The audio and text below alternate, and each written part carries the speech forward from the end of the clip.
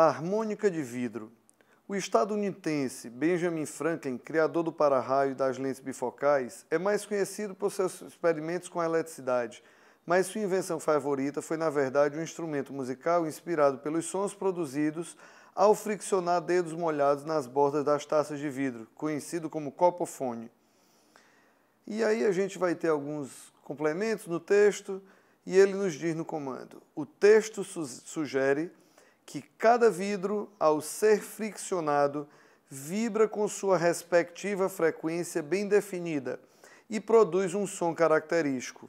O fenômeno ondulatório essencial para o funcionamento da harmônica de vidro é, dando uma breve refletida, bem rápida, de forma bem objetiva, a gente poderia lembrar de um daqueles filmes antigos como A Ponte do Rio Kwai, onde, quando os soldados iam atravessar a ponte, pediam para eles saírem de forma. Por quê?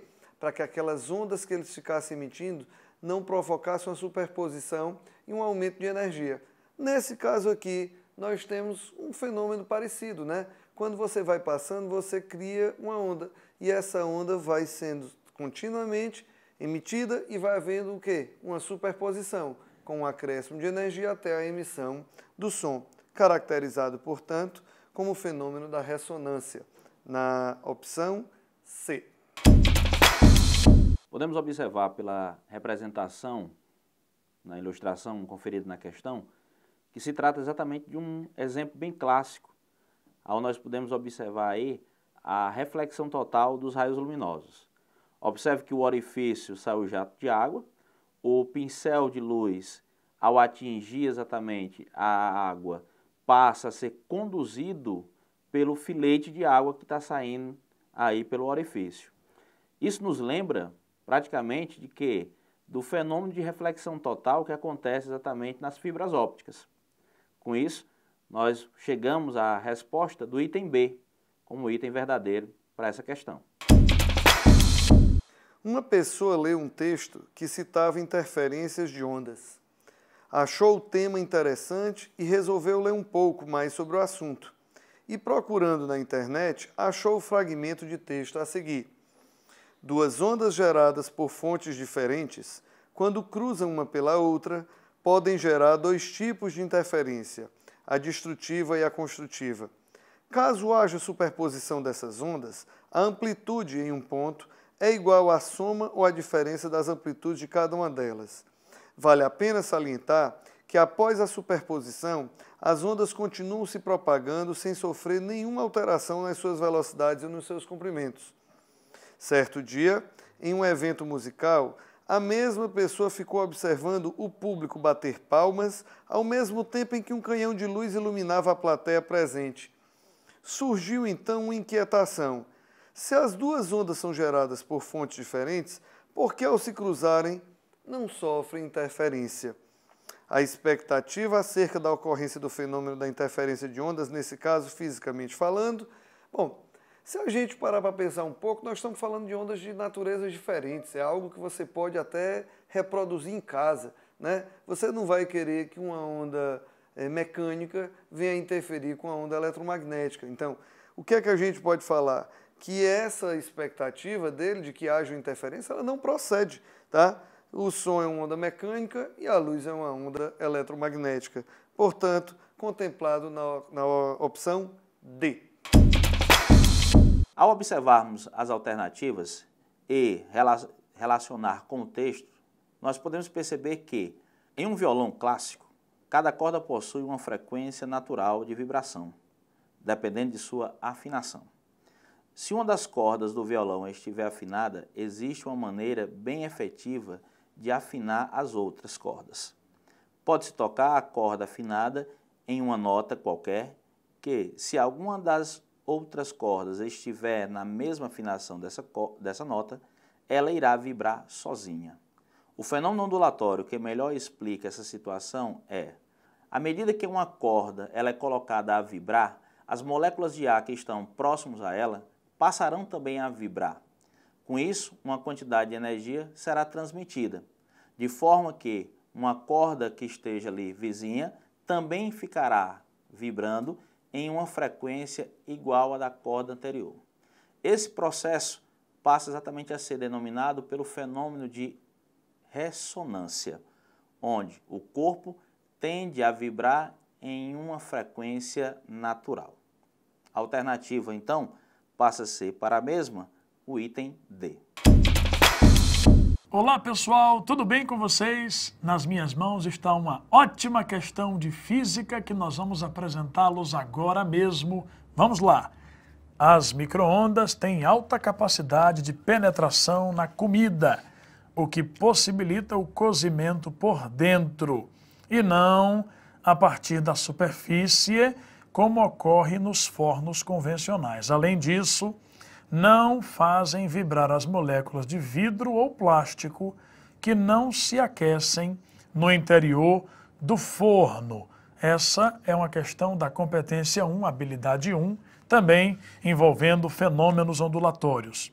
A situação descrita no texto ocorre devido a um fenômeno físico ondulatório denominado de quê? Rapidamente, meus caros, difração é o encurvamento de uma onda quando ela contorna um obstáculo.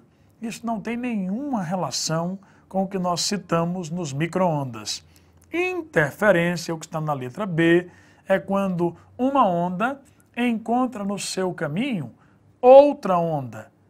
Então uma se chocaria com a outra, gerando a interferência. Também não há nenhuma relação disso no texto. Reflexão é quando a onda incide numa superfície e volta a se propagar no mesmo meio, mantendo a sua velocidade. Refração é quando ela altera a velocidade ao atravessar de um meio para o outro.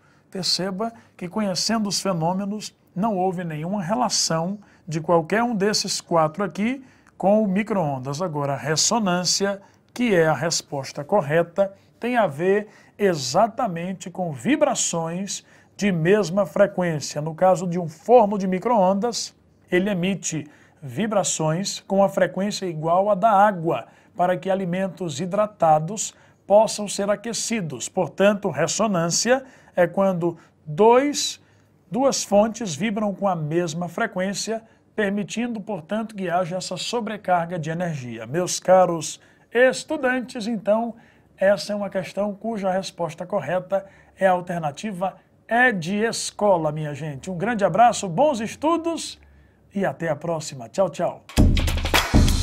A questão fala a respeito das tatuagens, que já são costumes antigos nas populações marcar o corpo. No entanto, as tatuagens permanentes, elas não podem ser retiradas. E a questão interroga exatamente o porquê que essas tatuagens elas se tornam permanentes quando o pigmento é introduzido na pele. A nossa pele é formada por duas camadas, a mais externa por tecido conjuntivo e a mais interna a mais externa por tecido epitelial e a mais interna por tecido conjuntivo, que é a derme. Na derme existe uma grande quantidade de matriz celular, uma grande quantidade de células, espaço entre as células e muita matriz intersticial, o que faz com que essa camada ela não se renove com muita frequência, além das fibras, dos vasos sanguíneos e dos nervos. Como essa camada não se renova frequentemente, então os pigmentos introduzidos na derme por conta dos processos de tatuagem permanecem por mais tempo, que torna a alternativa D o gabarito da questão. A questão fala sobre o transporte de substâncias por meio da membrana plasmática, citando como exemplo uma célula de intestino, onde na região apical ocorre o cotransporte de sódio e glicose e na membrana basolateral, transporte ativo, que é a bomba de sódio e potássio, que transporta ao mesmo tempo sódio para fora e potássio para dentro da célula. Baseado nessa questão, ela pede que seja dito, caso a bomba de sódio e potássio não funcione, o que acontece com a concentração de sódio e glicose. Considerando que a concentração de sódio tem que estar maior do lado de fora da célula do que de dentro, e esse transporte é contra o gradiente de concentração, a bomba de sódio e potássio, portanto, empurra esse sódio para fora e o potássio para dentro ao mesmo tempo, gastando a energia da célula. Já o transporte de glicose e sódio para dentro da célula, ele é passivo, não gasta energia, e os dois fazem, e ocorre esse transporte ao mesmo tempo. No entanto, caso a bomba de sódio e potássio não funcione, o sódio vai entrar por difusão, mas não vai ser posto para fora pela bomba de sódio e potássio. Resultado disso, a concentração de sódio e glicose dentro da célula tende a se estabilizar, reduzindo, portanto, a entrada dessas duas substâncias na célula. Dessa forma, a alternativa correta é a letra C.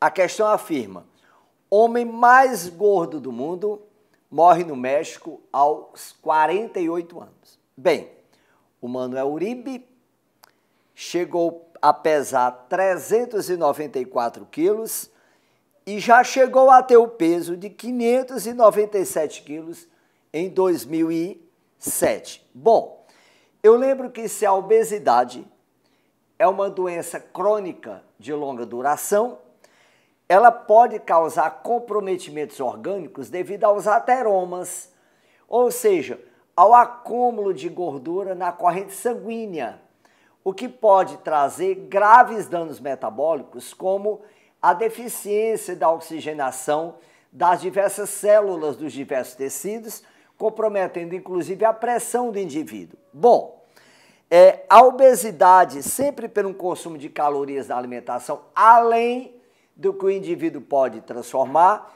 pode ter como resultado final o acúmulo de gordura nos vasos sanguíneos, o que pode ter comprometido seus batimentos cardíacos, prejudicando o oxigênio para o fígado, um órgão multifuncional, e assim prejudicar também o transporte de nutrientes, o que pode ter levado a óbito. Inclusive, gostaria de adiantar que não apenas a alimentação à base do lipídio propriamente dito, mas o carboidrato também, quando em excesso, a glicose pode percorrer uma via secundária e acabar culminando com a produção de lipídios. Bom, portanto, pelo que está exposto, o item correto é a letra A. A questão trata de adaptação de plantas a determinados tipos de solo relacionada a uma relação ecológica. As plantas obtêm do meio as substâncias básicas e específicas para que suas reações bioquímicas possam ocorrer naturalmente, promovendo então o seu crescimento e o seu desenvolvimento, ou seja, o seu aumento de tamanho durante a vida e as diferenciações celulares. A partir da luz, CO2 e água sintetiza seus carboidratos para que possa desenvolver seus processos que demandam energia, mas utilizam do solo as substâncias inorgânicas essenciais ou os elementos essenciais, tais como o fósforo, o qual eu poderia classificar como macronutriente. O macronutriente é aquele elemento que é exigido normalmente em grandes concentrações e que é vital para que determinadas reações químicas ocorram para a manutenção da vida vegetal. O fósforo, por exemplo, ele é requerido normalmente em uma quantidade equivalente a 1000 miligramas para cada quilograma de massa seca. Isso significa dizer que, se um solo tropical apresenta carência de fósforo, como é que uma planta vai se adaptar a essa condição? É o que indica a nossa questão, a qual afirma que solos tropicais costumam apresentar carência de fósforo. Assim, uma adaptação comum em plantas dessas regiões é a associação de fungos micorrízicos. Lembro que uma micorriza é uma associação de fungo com raiz, normalmente de leguminosas, e crescem esses fungos em suas raízes, facilitando a absorção de água e nutrientes do solo, em troca de matéria orgânica proveniente da fotossíntese das plantas. Perceba que, na imagem, nós temos uma angiosperma dicotiledônea, a qual a micorriza está ausente. Mas perceba que as angiospermas tratadas em solo tropical, com carência de fósforo, mas na presença do fungo, este fungo facilita a absorção do fósforo e, em detrimento disso, a planta oferece para este organismo o hábitat para viver e os nutrientes, uma vez que fungos micorrízicos são heterotróficos. Então a questão indica o seguinte: Com base no texto e na imagem apresentada, a interação descrita estamos tratando de um mutualismo, ou seja, no qual ambas as espécies são favorecidas de forma obrigatória.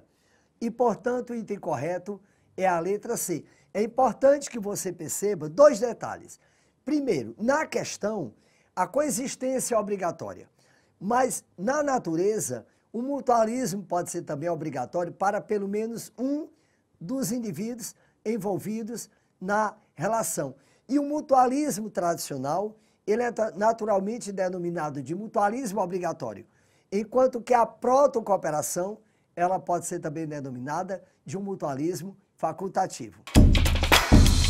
Ele vai abordar o processo de tratamento da água, mais preciso no processo de cloração. Quando você analisa o comando da questão, ele diz o seguinte: como a melhor eficiência do processo ocorre quando a concentração de íons hidróxidos é de 10 a menos 9 mol por litro, depreende-se que, observe o seguinte, se eu tenho que a concentração de hidroxila é 10 a menos 9, então o pOH vai ser igual a 9. E eu vou lembrar que pH mais pOH é igual a 14. Então, se o pOH é 9, o pH vai ser 5. Então, a melhor eficiência no processo de cloração, eu vou ter exatamente quando você tiver um pH 5. E quando você olha para o gráfico, que você visualiza o pH 5, a espécie mais abundante é o HClO, que é o ácido hipocloroso. Então, ele é o responsável pelo processo de desinfecção. Então, gabarito, letra D. Os autotróficos fotossintetizantes utilizam essa energia eletromagnética no processo fotossintético. E, através deste processo, esses produtores sequestram do meio o CO2, um dos gases contribuintes para a retenção do calor. Então, como consequência, esse efeito estufa deve ser minimizado. E a questão quer saber qual das opções você poderia utilizar para minimizar o efeito acelerado do aquecimento global provocado por ações antrópicas, ou seja, por ações humanas. Eu deveria assinalar a letra C, que sugere um reflorestamento maciço, como também diminuir o consumo de produtos que contenham clorofluorcarbonetos. Portanto, é a letra C. No seu enunciado, ela cita o seguinte: a fotossensibilização é um processo em que as moléculas transformam energia luminosa em reatividade química. O mais conhecido produto desse processo é o chamado átomo reativo, com o elétron desemparelhado. Altamente reativa, essa molécula induzida pela UVA pode também ter efeitos deletérios para as células. No comando da questão, ele cita o seguinte: com relação às moléculas orgânicas expostas a esse tipo de radiação, pode-se afirmar que, ora, a onda eletromagnética do tipo ultravioleta, ela apresenta um alto conteúdo de energia e ela está após o violeta, ou seja, ela não está dentro do espectro visível. E como ela apresenta um alto conteúdo de energia, ela permite um procedimento que nós chamamos de quebra homolítica, ou seja, uma cisão homolítica, onde na quebra dessa ligação você vai ficar com um elétron para cada um dos átomos. Consequentemente, eu tenho uma formação de uma espécie química com um elétron desemparelhado, ou seja, uma espécie química de alta reatividade e de alta instabilidade. Como item correto, temos a letra E. A questão apresenta 2 textos. O primeiro que fala da ameaça do aquecimento global à biodiversidade das espécies, que há uma redução na biodiversidade por conta das adaptações que os seres vivos não possuem a essa mudança climática com o aumento da temperatura, e aborda um outro texto que fala sobre as barreiras geográficas que surgem, impedindo a migração de um grupo de lepidópteros. Como eles não migram, eles continuam se reproduzindo e aumentando a sua população em apenas uma região geográfica. E apresenta também um gráfico com 2 linhas, dos quais ela quer saber qual delas 2, linha A ou B, representam a capacidade de suporte desse ambiente. Na linha A, os seres vivos oscilam sua reprodução, momentos de maior reprodução, momentos de menor reprodução. até que em torno de 7 anos depois, essa reprodução ela passa da capacidade de suporte do ambiente, chegando a um pico muito elevado e seguido de um decréscimo até chegar à sua extinção. Por conta disso, a linha A representa a capacidade de suporte, onde os seres vivos conseguem sobreviver, tendo seus recursos e também reproduzindo. Portanto, a alternativa da questão, letra E. Ela vai abordar uma propriedade que nós chamamos de umectante, ou seja, a capacidade em reter umidade, ou seja, o processo de higroscopia. Quando você trabalha a molécula da glicerina, ela é um triol, ou seja, eu tenho a presença de 3 hidroxilas. E isso permite, com a água, a formação das ligações de hidrogênio. Essas ligações elas são caracterizadas quando a região parcialmente positiva de uma molécula é o hidrogênio e a região parcialmente negativa é o flúor, o oxigênio ou o nitrogênio. Como resposta correta, a letra E. Uma questão que vai abordar uma reação orgânica, onde você tem a transformação da quitina em quitosana. Esse processo de transformação, quando você analisa as duas estruturas, o que está sendo retirado aí é o chamado grupo acetil, CH3-C-O. A retirada desse grupo acetil caracteriza um processo de desacetilação. Gabarito correto, letra D. A questão cita o seguinte. Na seleção de substâncias que atuem no controle do mosquito Aedes, uma substância importantíssima é o metopreno. Ele atua na fase de desenvolvimento do mosquito, impedindo que seu ciclo seja concluído. Esse composto é um larvicida utilizado em larga escala. A estrutura do metopreno possui um grupamento éster, e aí vamos lembrar que o grupamento éster ele tem a região do carboxilato, conjugado com ligação dupla, um grupo metóxi, que no caso vai ser o CH3 oxigênio, ligado a um carbono terciário, que é um carbono que está ligado a outros 3, e 5 carbonos sp2, que são carbonos que fazem uma dupla e 2 simples. Quando ele cita a expressão conjugado, é exatamente porque você vai ter ligações duplas alternadas próximas ao grupamento do éster. Então vejamos. Na letra A, observe que a ligação π da região do carboxilato ela não está alternando com a ligação π da região circulada. Então, para que isso ocorra, vamos ter que ter a presença de π, não π, π.